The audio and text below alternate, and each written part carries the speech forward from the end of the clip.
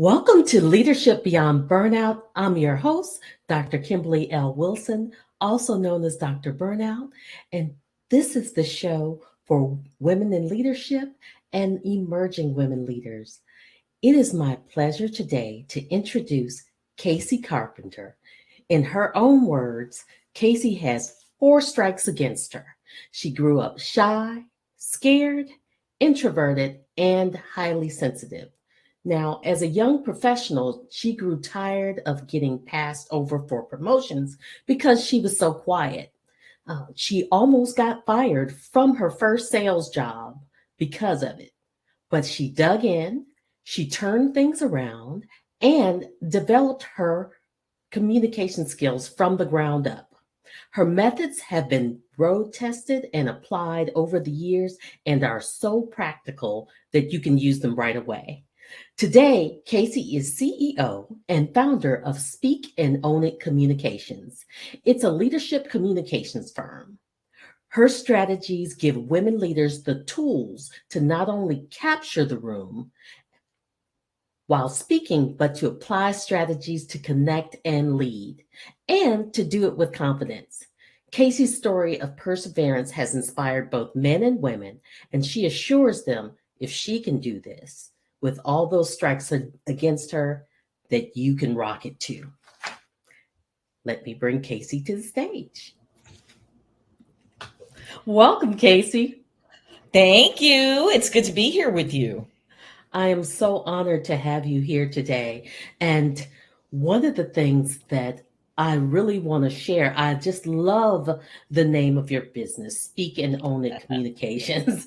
And I believe it really speaks to just what a leader needs to embody, because if they don't share their voice and their vision, no one's going to want to follow. Yeah, that's absolutely right. And when I rebranded during the pandemic, I wanted a brand that was kind of sassy. So it took me a little while. I brainstormed with myself and I landed on, well, is it speak it and own it? And then I said, no, that's too many words. It's speak and own it. So thank you for that compliment.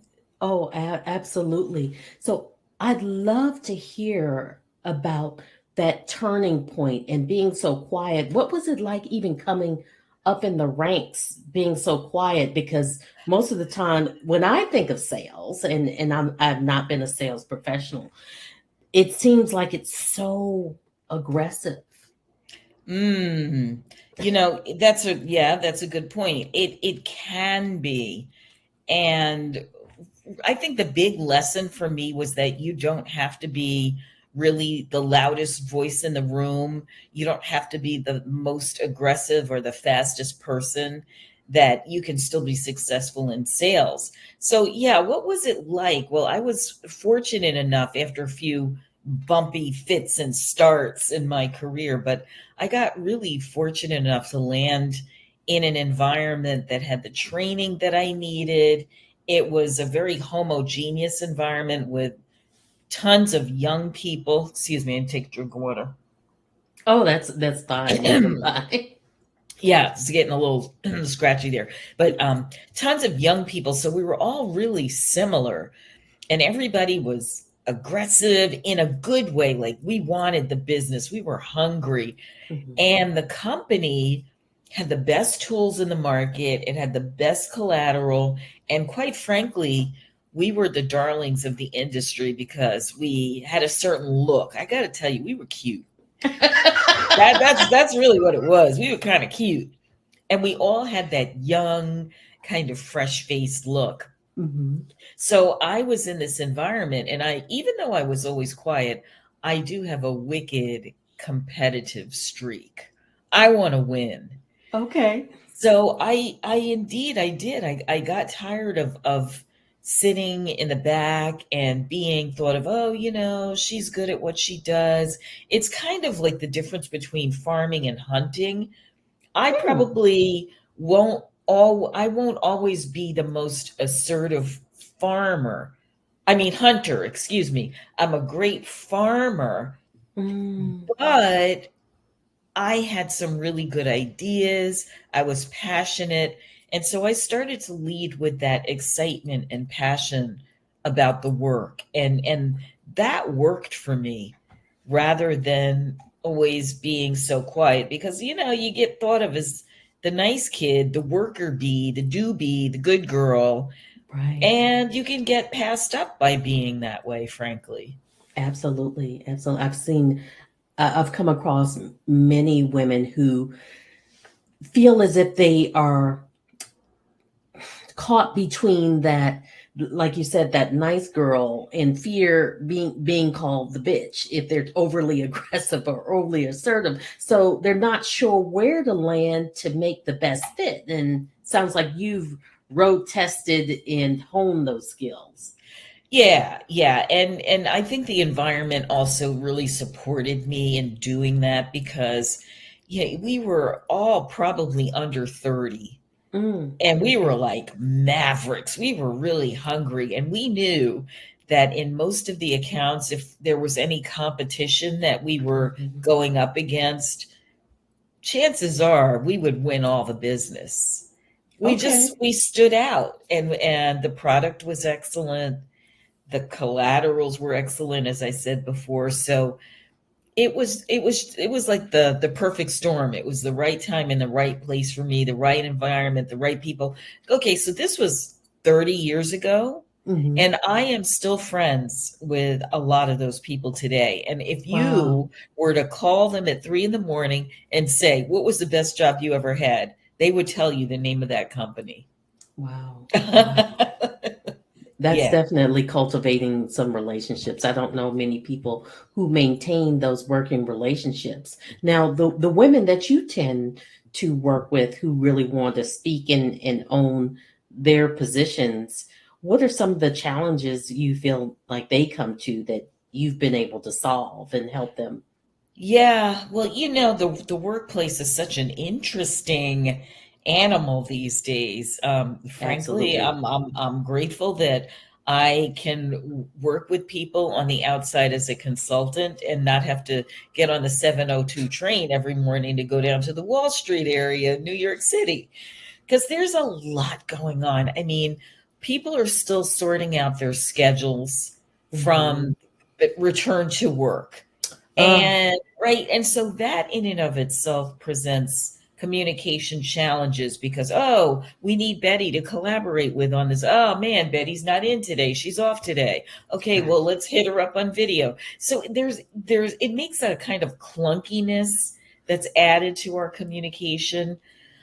And added to that, I mean, frankly, we when and you know this, I don't have to tell you because of the work that you do, but that pandemic laid some sad stuff on us. Yes. There was a It lot. exposed the seedy underbelly. Well, that and some people and still are losing family members. Mm, I, here wow. I am thinking that we've moved on and we've moved out of this pandemic Right. phase. And I met a young-ish woman whose 53-year-old husband passed away in March. And I'm Wow. thinking, what? I'm in my mind, this was over and we had moved on, but no, Right. not at all. So these illnesses, people are still getting COVID. So there's that to Wow. deal with. And just the nature of the workplace where organizations really deserve to figure out what their culture is. Mhm. We can't go on what the culture was in 2019 and 2020 because that was a Right. totally different world. So we Right. have to think about right now, leader, what do you want to be to people and how do you want to mentor them and have them want to show up and come to work and do their best? What are the organizations offering them so that they want to do that? So, to answer your Yes. question, I work with the leaders. I work with aspiring women leaders, not yet at the C-suite, but Right. they're working their way up. And I work with them on their leadership communication, their presence, and Mhm. their empathy because I That's uncovered a important. right? I uncovered a study that said, and this was 2 years in a row, so from Right. 2020 and 21, that empathy is the most valued leadership attribute that leaders can embody. And so, what Mm, does that mean? It means listening to people in a completely different way.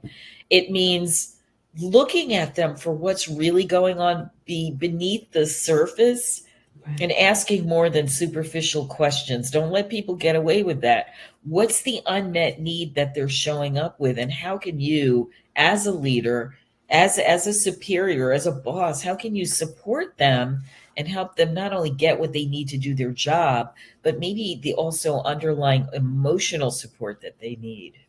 Yes, yes. And with that, we're going to take a commercial break and we'll be right back. Hey everyone, this is Araya McGarry. I'm the host of Get Celebritized with Araya McGarry, right here Wednesday nights, 8 p.m. Eastern Time on the Limelight Network, right here on E360 TV.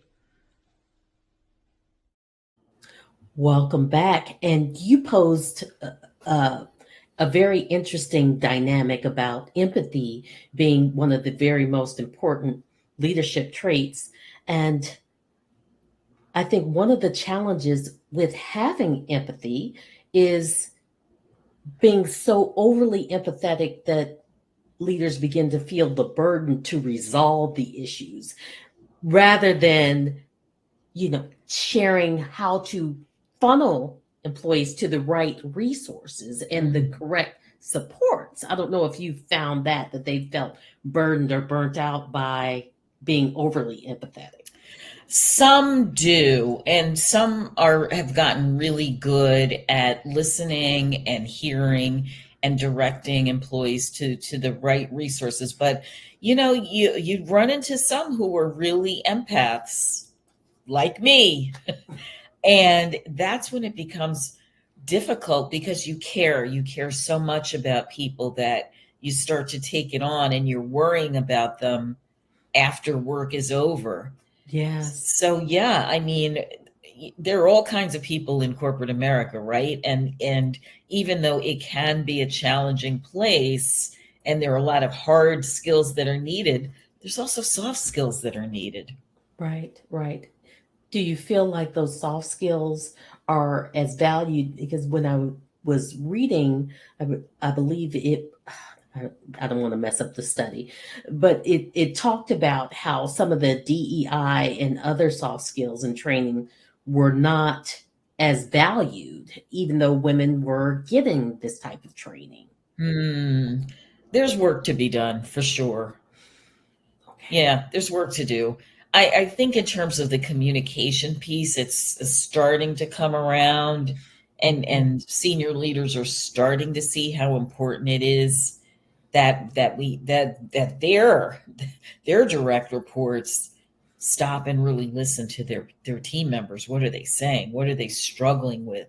I mean, I think it was easier when we all were kind of locked down in our homes, Yeah. because that was a time that was unusually intimate. I mean, you were talking to somebody who might have been zooming from their bedroom, Right. right? with And with kids and dogs and right, all sorts of craziness yeah, going on, but they're connected. they're connected, and we never really had that kind of viewpoint into each other's lives like that Right. before, on such an intimate level. So now we've pulled back a little bit. We're back at the office, or alternating, whatever, for the most part. Right. And it is a little different. And I think the challenge to Kimberly is that it's shifting. This thing is dynamic. It's constantly changing. Right. It's there's always some outside force that's impacting the way people feel. I mean, I'm thinking about the recession. I got to ask you, is this recession here? Is it over? When did it start? I'm confused. They've been talking about this thing for a year and a half. I don't know. It feels like just a Ferris wheel that keeps going around and Yeah. round, and there is no end. And I think it's so interesting when you talked about earlier about the pandemic not really ending and that people still being impacted by COVID. And I know New York was hit so hard. Oof. So I guess it would stand to reason that they would still have lingering effects, because I don't think I know anyone who's still experiencing COVID symptoms, but I'm so glad that you shared that with our audience. Yeah, it's real. This that saying, the struggle is real. It is. Oh man. Yeah, because when that woman shared that with me, I thought, wow. And she was like, in 2 days he was gone, and I was like, that is crazy. That is And unbelievable. it's unbelievable and very sad, and it's part of what's going on right now. Right, right. And I want to pivot back. I know I took us back there, but what are some of the main things that not having a voice, how does it impact women's leadership? Mm. Yeah, I coached someone like this recently, and it leads to a lot of frustration, feeling marginalized. Right. Sometimes it happens in a male-dominated environment where a woman leader might simply feel outnumbered, and she doesn't know how to just command the room. Mm-hmm. Sometimes it's not that. It could be that that a leader really is growing into who she is, and she hasn't yet evolved there, so she's figuring out how to communicate with other people. But it can definitely lead to feelings of frustration, sometimes feeling belittled.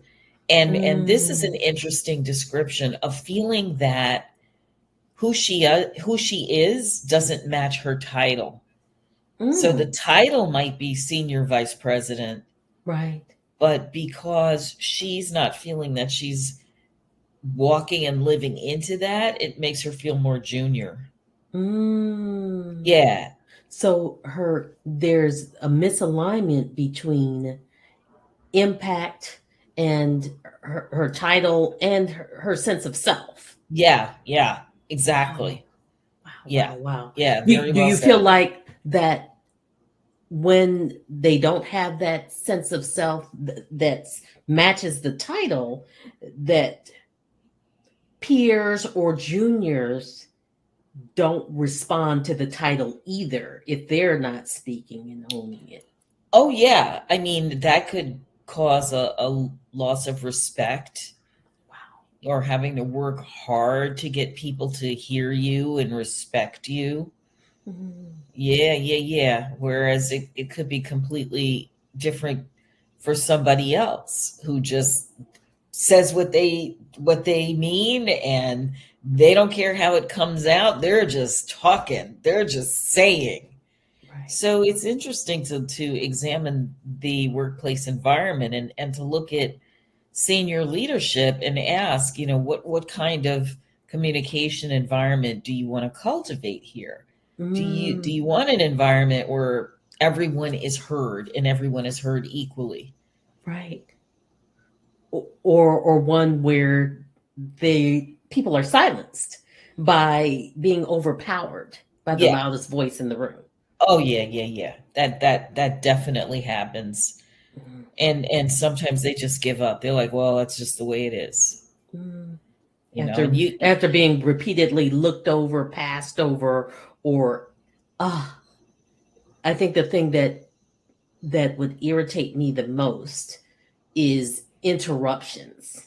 Yeah, I hate that. Yeah. I mean, sometimes you can have a boss on the senior level who's a driver personality, right? And the reason why the division is successful is because of their drive. So it could be successful in terms of results, but when you step back and look at the people dynamics, it's not successful, because he could be just driving so hard that he's mowing people down, and they feel, why are we even having this meeting, because it's just going to be the same thing. They're going to just run the agenda and not ask anybody for input, so what's the point? Right. Now, do you find that you have to sometimes coach women about that type of dynamic where they are talking over and sort of running over all their people? Absolutely. So Oh. it goes both ways. Yes, because sometimes they don't have the awareness of how they come across. Mm, And it could be that others feel intimidated by them, right. that they come on too strong. They may feel that this boss is aggressive.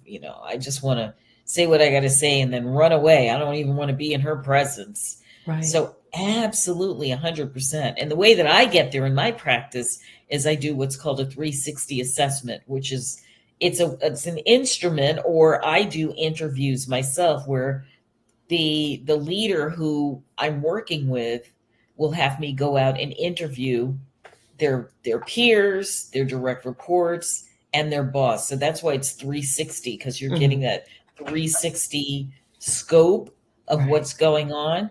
And I'm lucky because I have a way of getting people to just relax, and they tell me the truth.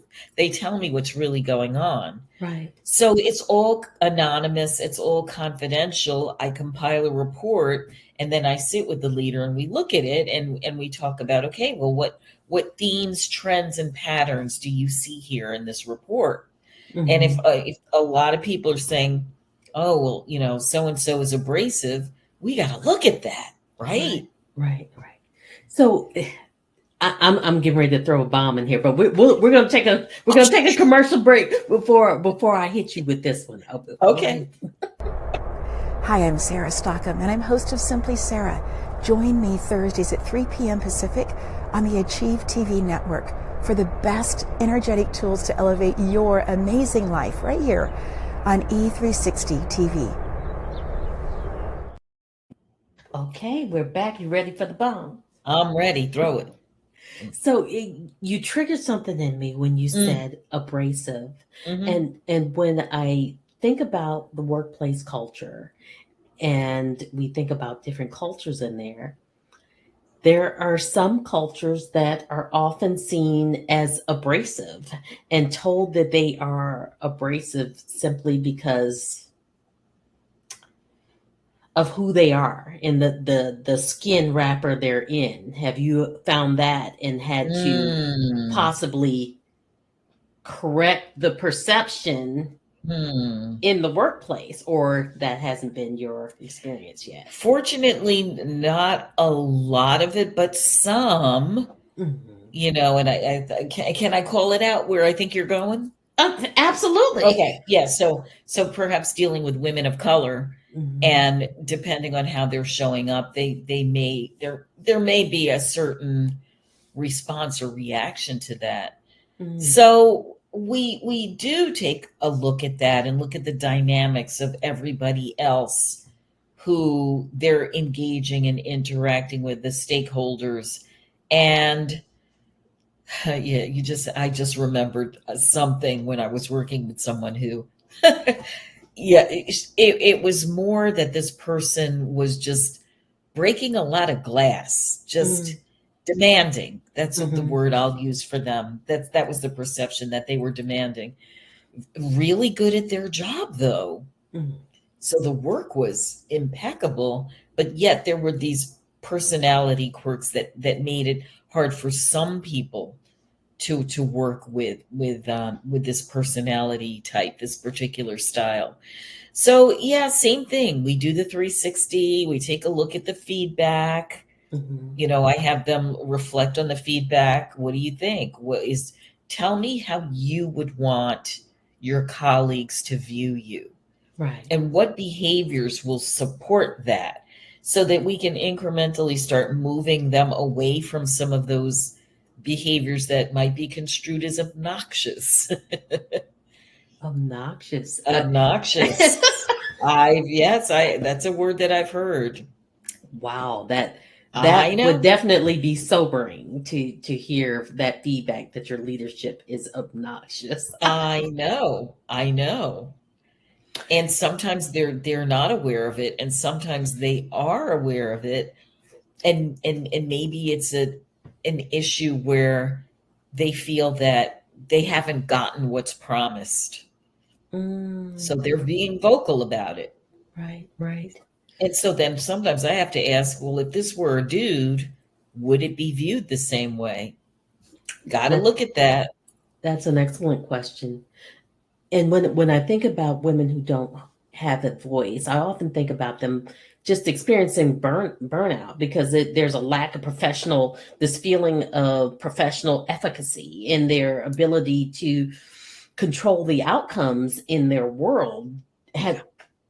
Is that when you're seeing women, or is it just prior to reaching burnout? It's probably prior, and there's always some element of burnout in there, where you know what, they're tired.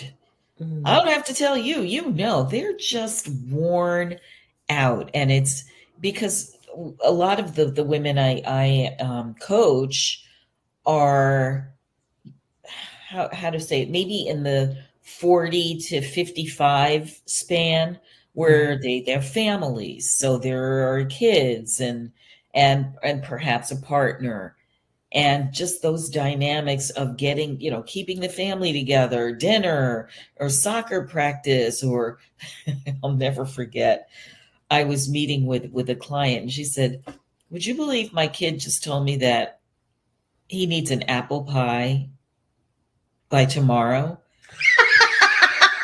That sounds like a Walmart trip. I'm like, no, believe it or not, this person baked a pie, which was amazing. But She's so a good mother. she's amazing. So I would be at the store. stuff like that pops up. Or, mom, my uniform's dirty. It's like, oh. So I frankly, you know what?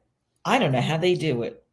I got to give mad props to these ladies, really, because they're not only are they holding it down, they're bossed up at work. They are fabulous. And they've got home life. I mean, come on, is dad going to do that? Really? Not usually. So sometimes the tasks are gendered. Absolutely. So is there any time that you have to help them find their voice in setting boundaries? Oh, yeah. Okay. Oh, yeah. We talk about setting boundaries. We talk about the wheel of life, and how, if you're looking at all of the areas of your life that make your life whole, and if you're out of balance in one place, what's that doing to all of the other pieces of your life? Right. Absolutely. So if you had to give one piece of solid advice to that young professional, that young emerging leader who's trying to get to the C-suite, who just feels silenced and possibly even hopeless that she can effectuate any level of change, what would that one piece of advice be? Yeah, I would invite her. It's hard to give just one piece now. You know that, right? I would invite. Well, how about top 3? Okay, I would invite her to seek out some mentors and sponsors, people who can start to bring her presence into the rooms where she is not. And I would also encourage her incrementally to start speaking up more. And this can be done, thinking about a meeting. All right, so what's on the agenda? So what's one point you could make, either in support of something, or maybe you want to offer another perspective. Get your voice heard in the meeting early, because then you're going to feel a sense of victory and confidence. Yeah, I did it. I spoke up early. And to just, even if that's hard for you, to be the best listener in the room and the best observer, so that you can build on what other people say. So you don't have to be the smartest in the room. You don't have to come up with the most original thought. It's also about staying connected with what's going on and helping other people synthesize what's been said. That's a really important skill. That is. That is because I know sometimes I've been in meetings and there's so many ideas flying. It's Yeah. like, what are we doing again? Yeah.